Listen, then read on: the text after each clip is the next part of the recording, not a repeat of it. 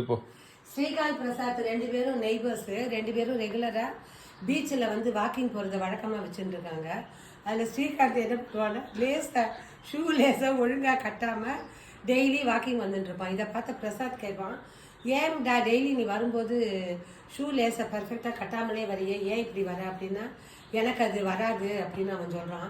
உடனே அவன் கேட்குறான், உனக்குன்னு ஒரு குடும்பம் இருக்குது, இப்போ வராதுன்னு சொல்லிட்டு வர, உன் குழந்தை வந்து உன்கிட்ட எனக்கு ஷூ கட்டி விடு அப்படின்னு கேட்டால் நீ தெரியாதுன்னு சொல்லியானோன்னா அவங்க அம்மா சொல்லி கொடுத்து கட்டி விட்டு அனுப்பிட்டு வாங்க அப்படின்னு சொல்லி ஸ்ரீகாந்த் பதில் சொல்கிறான்.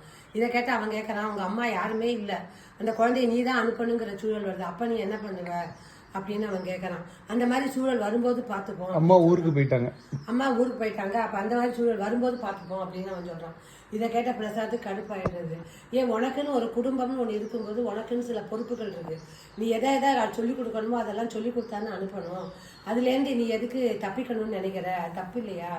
நம்ம எல்லாருக்கும் எல்லாமே தெரிஞ்சிருக்காது, யாரும் யாரையாவது ஒருத்தரை சார்ந்து தான் எல்லாருமே வாழ்ந்துட்டு இருக்கோம். அப்போது யாரையோ சார்ந்து வாழக்கூடிய நாம மற்றவங்களோட சகிச்சு வாழணும்னு ஏன் நினைக்கக்கூடாது?